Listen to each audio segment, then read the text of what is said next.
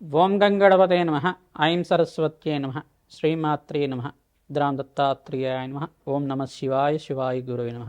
శ్రీరామ జయ రామ జయ జయ రామ రామాయ నమః. క్లీం కృష్ణాయ గోవిందాయ గోపీజనవల్లభాయ శ్రీకృష్ణ పరబ్రహ్మణే పరంజ్యోతిషే పరమాత్మనే నమో నమః. ద్రాం దత్తాత్రేయాయ నమః. క్రీం క్రీం మహాకాళికాయ నమః. యూట్యూబ్ ప్రేక్షకులకందరికీ కూడా నమస్కారం అండి. నేను పాలపర్తి గురునాథ శర్మ జ్యోతిషం వాస్తు సిద్ధాంతిని మీకంతా కూడా ప్రధానంగా గోచారరీత్యా గ్రహాల యొక్క స్థితిగతి కలయిక వాటి ప్రభావం అంతా కూడా ఈ యొక్క వివాహాది శుభకార్యాల కోసం మేషాది ద్వాదశ రాశుల వాళ్ళకి 2026 ఆంగ్ల సంవత్సరంలో విశేషంగా అంతా కూడా పరిష్కారం చెప్పడం జరుగుతుంది. వివాహాది శుభకార్యాలు జరగాలి అంటే ప్రధానంగా చూసుకోవాల్సింది ఏంటంటే లగ్న చక్రంలో ఈ యొక్క సప్తమ స్థానము ప్రధానంగా పంచమ స్థానము నవమ స్థానము కేంద్రంగా చూసుకోవాల్సి ఉంటుంది.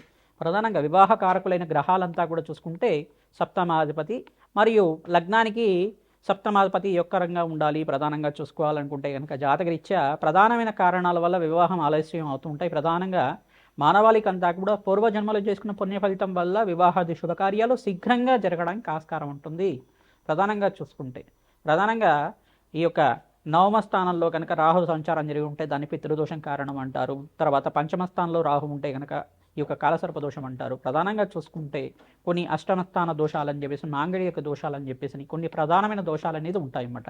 దానికంతా కూడా జ్యోతిష శాస్త్ర ప్రామాణికంగా మీకంతా కూడా తంత్రశాస్త్రంలో అంతా కూడా చెప్పడం జరిగింది. ప్రధానంగా ఈ యొక్క జ్యోతిష కారకత్వంలో ప్రధానంగా గ్రహాల యొక్క కారకత్వంలో అంతా కూడా ఈ యొక్క శుక్రుడు బృహస్పతి అంతా కూడా వివాహానికి కారకణం అవుతుంటారు. ప్రధానంగా చూసుకుంటే అంగారకుడు కూడా వివాహానికి కారణం అవుతుంటారు. చంద్ర భగవానుడు చంద్రబలం కూడా యోగకరంగా ఉండాలి. బృహస్పతి అంగారకుడు మరియు శుక్రుడు చంద్ర భగవానుడు సప్తమాధిపతి ఏ లగ్నం అయితే ఉందో లగ్నానికి సప్తమాధిపతి యోగకరంగా ఉండాలి. అష్టమ స్థానంలో ఈ యొక్క పాపగ్రహాల యొక్క కలయిక లేకుండా ఉండాలి. ఈ యొక్క కొన్ని గ్రహాల యొక్క స్థితిగతి సంయోగం అనేది పాపగ్రహంతో పాటు సంయోగం లేకుండా ఉండాలి. గ్రహస్థితి అంతా కూడా చూసుకుంటే జన్మ జాతకం ప్రకారంగా మీకు వివాహాది శుభకార్యాలు జరగడానికి ఆస్కారం ఉంటుంది. గోచారీత్యా కూడా గురుబలం చేకూరుతుందన్నమాట. గోచారీత్యా గురువు అంతా కూడా యోగకరంగా మంచి శుభస్థానంలో యోగకరంగా ఉంటాయి కనుక శీఘ్రంగా వివాహాది శుభకార్యాలు జరగడానికి ఆస్కారం ఉంటుంది. ప్రధానమైన కారణం అంతా కూడా చూసుకుంటే మాంగళిక దోషం అనేది ప్రధానంగా కారణంగా చెప్పడం జరుగుతుంది. అంటే మాంగళిక దోషం అనేది అంగారక దోషం అంటారు దాన్నంతా కూడా. ఈ అంగారక దోషం అనేది విశేషంగా మీకంతా కూడా జాతకరీత్యా ఎవరికైతే కనుక అంగారకుడు ఈ స్థానంలో ఉంటే కనుక దోషకారిగా ఉంటాడు. ప్రధానంగా వివాహాది శుభకార్యాలు ఆలస్యం అవడానికి అంతా కూడా మాంగళిక దోషం ఆలస్యం అవడానికి ఆస్కారం ఉంటుంది. అదొకటి కారణం మాత్రమే.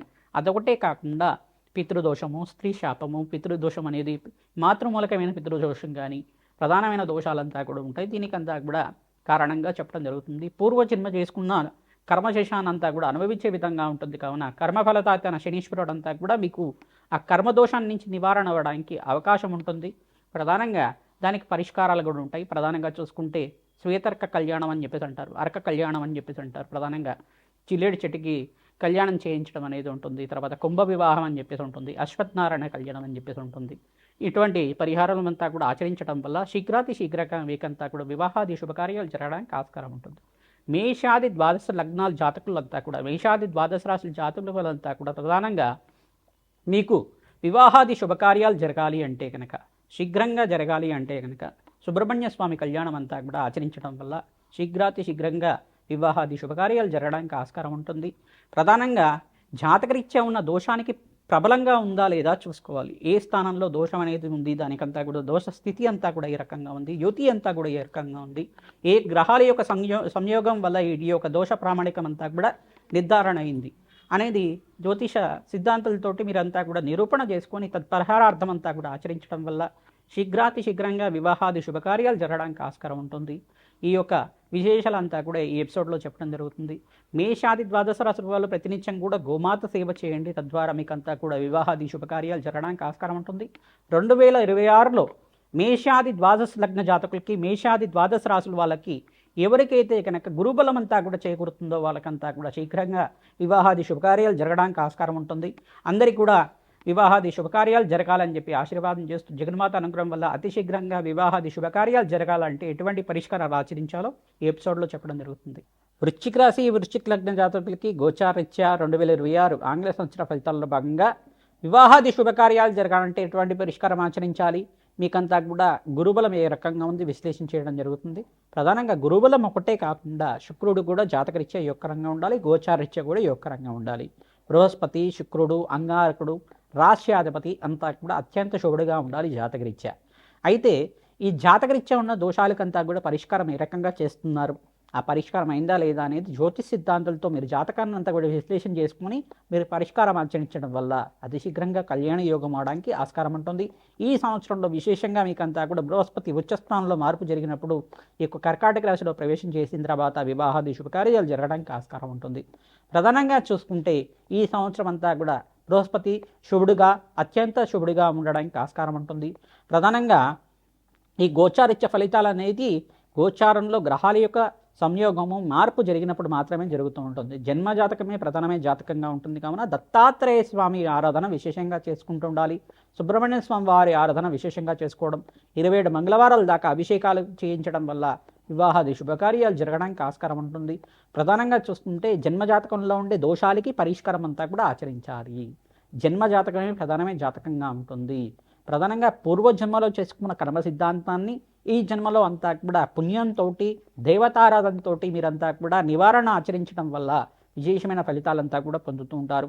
కమలాత్మిక దేవి ఆరాధన, బగలాముఖి శాంతి హోమాది కార్యక్రమాలు, దత్తాత్రేయ మూలమంత్ర సహితంగా జపము హోమాది కార్యక్రమాలు ఆచరించడం, కన్యాపాశుపత హోమాలు కానీ, వరపాశుపత హోమాది కార్యక్రమాలు కానీ, ఈ యొక్క చండీ హోమాది కార్యక్రమాలు కానీ విశేషమైన శాంతి పూజలు ఆచరించడం వల్ల ప్రధానంగా ఈ యొక్క అంగారక దోషం అనే దోషం ఉంటే కనుక మీరు ప్రధానంగా చూసుకుంటే ఈ యొక్క కుంభ వివాహం కానీ, శ్వేతర్క కళ్యాణం కానీ, ఈ యొక్క కదిరి వివాహం కానీ ఆచరించడం వల్ల వివాహాది శుభకార్యాలు జరగడానికి ఆస్కారం ఉంటుంది. అతి శీఘ్రంగా కళ్యాణ యోగం కలగాలి అంటే కనుక ప్రధానంగా మీరంతా కూడా పుణ్యక్షేత్ర దర్శనం అంతా కూడా ఆచరించాలి. ప్రధానంగా రుణముక్తేశ్వర క్షేత్రం అనే క్షేత్రం ఉంటుంది. రుణముక్తేశ్వర క్షేత్రంలో మీరంతా కూడా అభిషేకాది కార్యక్రమాలు ఆచరించడం వాళ్ళకి అతి శీఘ్రంగా కళ్యాణం అవడానికి ఆస్కారం ఉంటుంది. శివపార్వత కళ్యాణం కూడా పుణ్యక్షేత్రంలో ఆచరించడం వాళ్ళకి శీఘ్రంగా కళ్యాణం అవ్వడానికి ఆస్కారం ఉంటుంది. శ్రీమాత్రే నమః. మేషాది ద్వాదశ రాశుల వాళ్ళకి ప్రధానంగా చూసుకుంటే గోచారరీత్యా 2026 ఆంగ్ల సంవత్సర ఫలితాల్లో భాగంగా అన్ని రాశుల వాళ్ళకు కూడా వివాహాది శుభకార్యాలు జరగడానికి గ్రహాలంతా కూడా యోగకరంగా ఉండాలి. జాతకరీత్యా గోచారరీత్యా కూడా ప్రధానంగా బృహస్పతి, శుక్రుడు, అంగారకుడు, శనీశ్వరుడు, ఈ గ్రహాలన్నీ కూడా బుధ భగవానుడు, ఈ గ్రహాలన్నీ కూడా వివాహాది శుభకార్యాలకి కారణమవుతుంటారు.